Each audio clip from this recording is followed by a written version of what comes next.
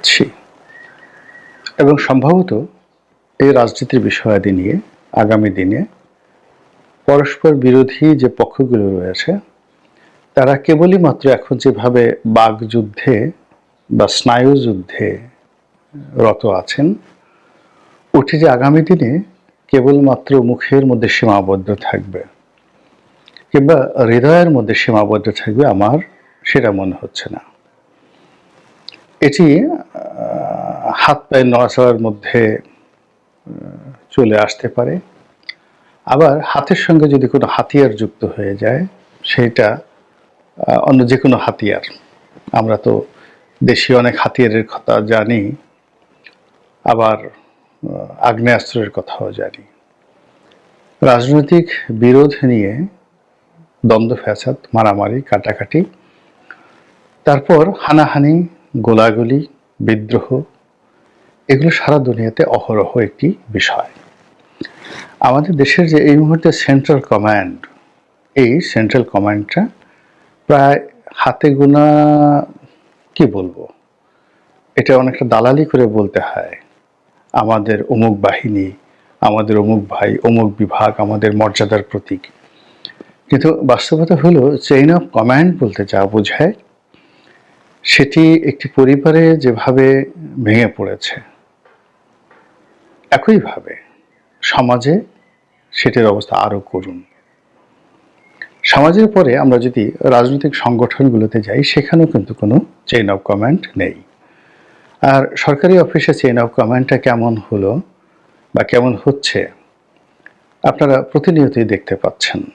Senior জুনিয়রদের মধ্যে দ্বন্দ্ব সংঘাত, মারামারি, কাটাকাটি, ঘুষ লেনদেন, একে অপরকে অপমান করা, তাড়িয়ে দেওয়া, এই বিষয়গুলো সেই স্বাধীনতার পরে গত 50 বছরে এতটা নিকৃষ্টভাবে কখনই আসেনি। আমাদের এই সমাজে এখন যে মব জাস্টিস হচ্ছে, বিচারের নামে যে প্রহসন হচ্ছে, এবং যে বিষয়গুলো কখনই আমরা কল্পনা করিনি, যেমন আগে একজন পাগলকে মানুষ আক্রমণ করত, তার পাগলামি মানুষের সহ্য হতো না, তাকে মারধর করা হতো, মাথার চুল কামিয়ে দেওয়া হতো। অথবা সমাজে যারা প্রান্তিক জনগোষ্ঠী, তাদের মধ্যে কেউ যদি খুব নিন্দিত কাজ করতেন, খুন খারাপির মতো তো হলে ফৌজদারি মামলা হয়ে যেত, কিন্তু আমরা গ্রাম বাংলায় যেটিকে চুরি চুট্টামি বলি, একটু চুরি চামারি করতো, কলা, কচু, মুরগি, ডিম, এগুলো, বা একটু চুট্টামি করতো যেটিকে বলা হয়, পাশের বাড়ির কোনো কুলবধূ বা কোনো রমণীকে দেখলে মুসকে মুসকে হাসতো, এমনি এর বাইরে কোনো অপরাধ করতো না। চোট্টা শব্দের অর্থ ঠিক সে কোনো ফিজিক্যাল অ্যাটাচমেন্টে যাওয়ার আগ পর্যন্ত তার যে অঙ্গভঙ্গি, ওটাকে চোট্টামি বলা হয়। তো যাই হোক, এই চোর এবং চোট্টা, তাও ছোট চোর এবং প্রান্তিক জনগোষ্ঠীর, একেবারে দরিদ্র, যার কোনো রেজিস্ট্যান্স পাওয়ার নেই, এই মানুষগুলো অন্যায় করলে আমরা আবহমান কাল থেকে গ্রামের অন্যান্য গরিব মানুষেরা তাদেরকে মাথার চুল কামিয়ে দিত, অনেকে ঘোল ঢেলে দিত মাথার চুল কামিয়ে, তারপরে কারো কারো গলায় জুতোর মালা পরিয়ে গ্রামে ঘোরানো হতো। কিন্তু চেয়ারম্যান, মেম্বার, এমপি, মন্ত্রী, প্রিন্সিপাল, শিক্ষক, সেনা কর্মকর্তা, পুলিশ কর্মকর্তা, এদের সঙ্গে আমাদের এই দেশের সাধারণ আমজনতা কখনো এই ধরনের খারাপ আচরণ করবে, এটি আমরা কখনো কল্পনা করিনি। কিন্তু 2024 সনের ডিসেম্বর মাসের বাস্তবতা হলো, সারা বাংলায় এরকম অনেক অপ্রীতিকর ঘটনা ঘটছে। অনেক প্রভাবশালী সম্মানিত মানুষ, যাদের সামনে এই 1 মাস আগেও যখন কোনো একটা মানুষ কথা বলতে সাহস পেত না, এখন তাকে চুলের মুঠি ধরে, তার মাথা কামিয়ে, তার গলায় জুতোর মালা পরিয়ে তাকে ঘোরানো এখন কোনো বিষয়ই নয়, অনেকটা ডাল ভাতের মতো হয়ে গিয়েছে। তো এই যে একটা মব বা একটা মবকে তারা জাস্টিস বলার চেষ্টা করছে, এরই প্রেক্ষিতে আমাদের রাজনীতি আগামী দিনে কোন পর্যায়ে চলে যাবে, এবং এর মধ্যে আমাদের শেখ হাসিনার বিচার হতে হবে। এর মধ্যে আমাদের শেখ হাসিনার যারা দোসর জাতীয় পার্টি আছেন, রাশেদ খান মেনন, হাসান নেহারুল হক ইনু, ব্যবসায়ী সালমান এফ রহমান থেকে শুরু করে অন্যান্য যারা সরাসরি রাজনীতি, আওয়ামী রাজনীতির সঙ্গে জড়িত নয় কিন্তু সুবিধাভোগী, আওয়ামী সিন্ডিকেটের সঙ্গে যারা সম্পৃক্ত, তাদেরকে দোসর বলা হয়।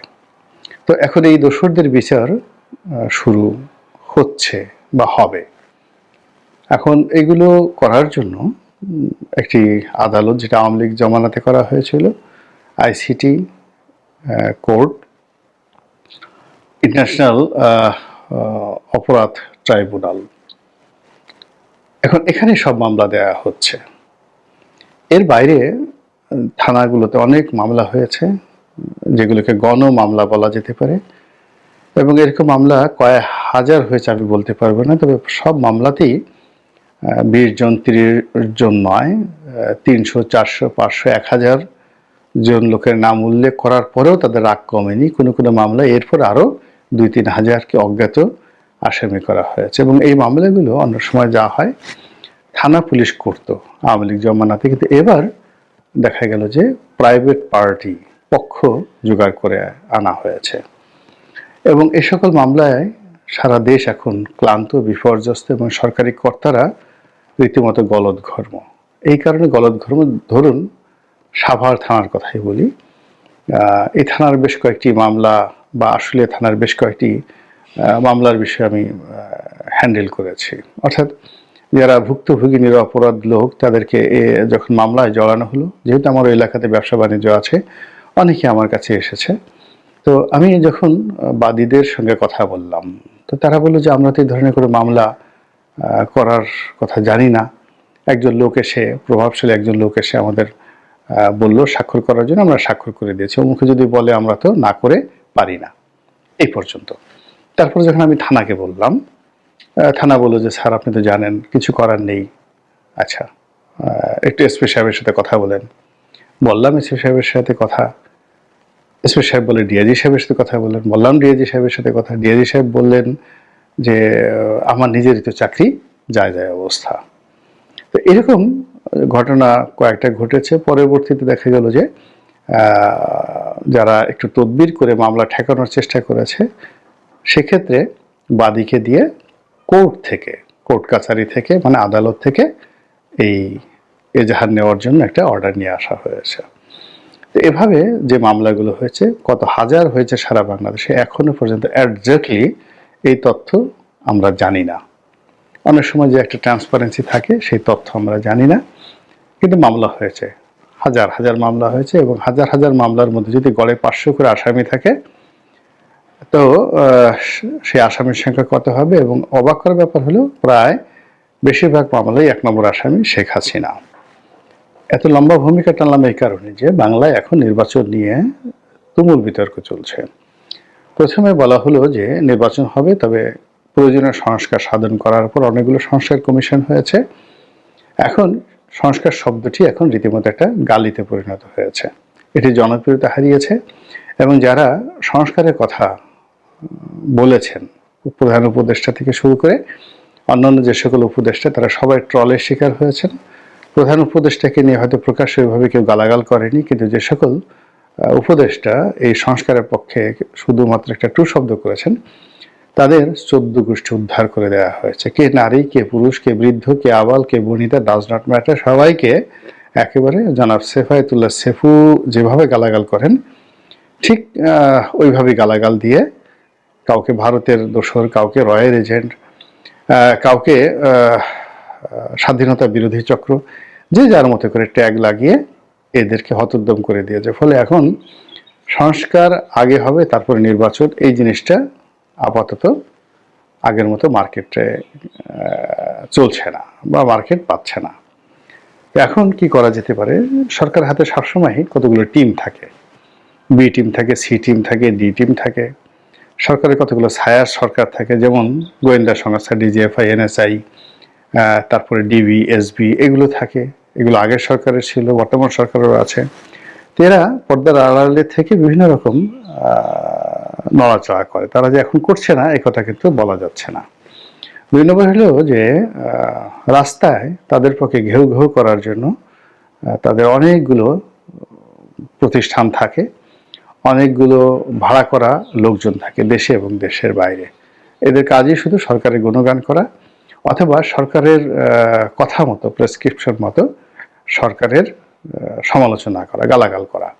অনেক দেখবেন যে সাধারণ মানুষ যেখানে সে তার প্রতিবেশী একজন সাধারণ লোকের সাথে সে ঝগড়া করতে গিয়ে 10 বার সে জ্ঞান হারায়, কিংবা যে লোক তার ইউনিয়নের চেয়ারম্যানের হাতে গিয়ে মার খায়, মেম্বার তো দূরের কথা চৌকিদারের হাতে গিয়ে মার খায়, তো সেই লোক ঢাকা শহরে প্রেস ক্লাবের সামনে এসে যখন ডক্টর ইউনূসকে গদি থেকে নামানোর জন্য হুঙ্কার দেয়, খালেদা জিয়াকে আবার জেলে পাঠানোর ব্যাপারে খোঁটা দেয়, আর ডক্টর মোহাম্মদ ইউনূসকে টেনে হিসেবে নামানোর হুমকি দেয়, আর বলে শেখ হাসিনাকে নামিয়েছে, তখন আপনি বুঝতে পারবেন যে এখানে এই কথাগুলো শিখিয়ে দেওয়া হয়েছে এবং এই কথাগুলো বলার জন্য যথেষ্ট নিরাপত্তা তাদেরকে দেওয়া হয়েছে এবং এই কথা বলার জন্য তারা যথেষ্ট পরিমাণ অর্থবৃত্ত পেয়েছে।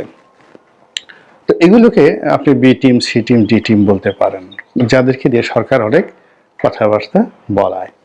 তো সেই দিক থেকে এখন এই মাঠে বি টিম, সি টিম বলবো কিনা জানি না, অনেকগুলো খুচরা খুচরা ছোট ছোট রাজনৈতিক দল, অনেকগুলো রাজনৈতিক মুখপাত্র, অনেকগুলো ব্যক্তি একেবারে সম্মুখ সারিতে চলে এসেছে, যারা আমাদের মূল ধারার যে রাজনীতি কিংবা যারা আমাদের মূল ধারার যে গণতন্ত্র কিংবা ব্যবসা বাণিজ্য কিংবা সমাজের যে একটা ইন্টিগ্রিটি বলতে যেটি বোঝায়, ওই পর্যায়ে তারা এখনো পৌঁছাতে পারেনি। কিন্তু সরকারের আশকারা পেয়ে তারা বেশ শক্তিশালী। তারা এতটা শক্তিশালী, তারা ইচ্ছা করলে গিয়ে এখন আওয়ামী লীগের অফিসে হেগে আসতে পারে, তারা ইচ্ছা করলে 32 নম্বরে গিয়ে সেই জল বিয়োগ করতে পারে, মূত্র বিসর্জন করতে পারে, তারা ইচ্ছা করলে গণভবনে অর্থাৎ শেখ হাসিনা পরিত্যক্ত গণভবনে সেখানে গিয়ে তারা মূলা চাষ করে আসতে পারে, বেগুন চাষ করে আসতে পারে। আমরা আগে বলতাম না যে তোর বাড়ি, তোকে ভিটা মাটি উচ্ছেদ করে তোর বাড়িতে বেগুন চাষ করে দেব, বেগুন এরকম। তো এখন শেখ হাসিনাকে উচ্ছেদ করে তার বাড়িতে এখন বেগুন চাষ করে দিয়ে আসতে পারে। এরকম অনেক শক্তিধর লোকের সৃষ্টি হয়েছে যারা মূলত সরকারের মদতপুষ্ট। এরা সব কাজ করতে পারে, তারা কোরআনে তাফসির করতে পারে, তারা গীতার ব্যাখ্যা করতে পারে, তারা সংস্কৃত ভাষা জানে, তারা ইংরেজি ভাষা জানে, অর্থাৎ তারা যা কিছুই বলেন না কেন প্রতিটি জিনিসই সঙ্গে সঙ্গে অমৃত হয়ে যায় সরকারের মধু এবং মেওয়ার কারণে। তো এরকম অসংখ্য মানুষের মধ্যে আমরা সত্যিকার অর্থে আপন মানুষ কারা, সত্যিকার মানুষ কারা এবং কাদের কথায় দেশ চলছে এই জিনিসটা আমরা বুঝতে পারছি না। যখন আওয়ামী লীগ ছিল তখন মনে হতো শেখ হাসিনার কথায় দেশ চলে, শেখ হাসিনা ছাড়া কেউ দায়ী না, শেখ হাসিনা হাসতে বললে ওবায়দুল কাদের হাসেন, শেখ হাসিনা কাঁদতে বললে ওবায়দুল কাদের কাঁদেন। বিএনপির জমানাতে একই মনে হতো যে বেগম জিয়া যা বলেন তাই হয়, আর হাওয়া ভবন থেকে জনাব তারেক রহমান সাহেব যা বলেন তাই হয়। এই দুটো ভবনের বাইরে তেমন কিছু হয় না। কিন্তু শেখ হাসিনার জমানাতে আবার ওই ডুয়েল কখনো কোনো কিছু হয়নি, সবই ভালো হোক মন্দ হোক তার নিজের টেবিল থেকে হয়েছে, নিজের মনমস্তিষ্কতে হয়েছে। কিন্তু এখন সমস্যা হলো যে বর্তমান জমানাতে রাষ্ট্র কার কথায় চলছে, দেশ কার কথায় চলছে, প্রশাসন কিভাবে চলছে এবং কারা কারা এই ঘটনার সাথে জড়িত আমরা বলতে পারছি না। এখন একটা কালেকটিভ সমাজ, কালেকটিভ রাষ্ট্র হয়ে গেছে এবং এই কালেকটিভনেসের মধ্যে যারা নেতৃত্বে আছে আমরা তাদেরকে আসলে দেখতে পাচ্ছি না। এটা হলো বাস্তবতা।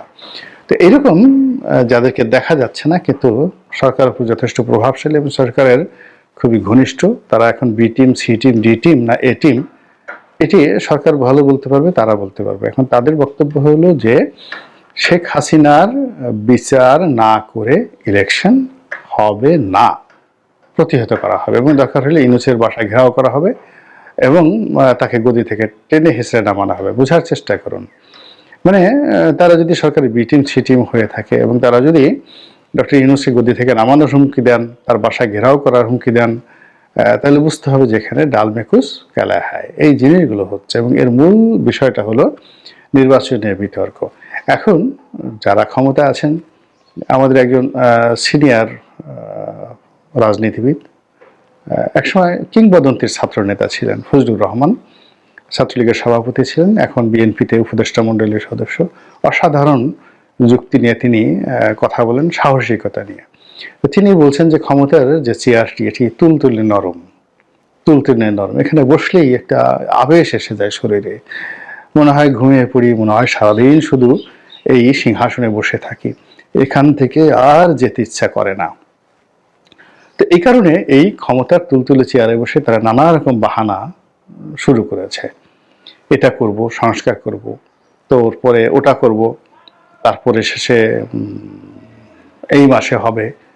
মানে ওই যে ভূপেন হাজারিকার একটা বিখ্যাত গান, সে বিয়ে করবে না, এখন বর্ষাকালে বিয়ে করবে না এই কারণে, বসন্তকালে বিয়ে করবে না এই কারণে, কার্তিক মাসে বিয়ে করবে না এই কারণে।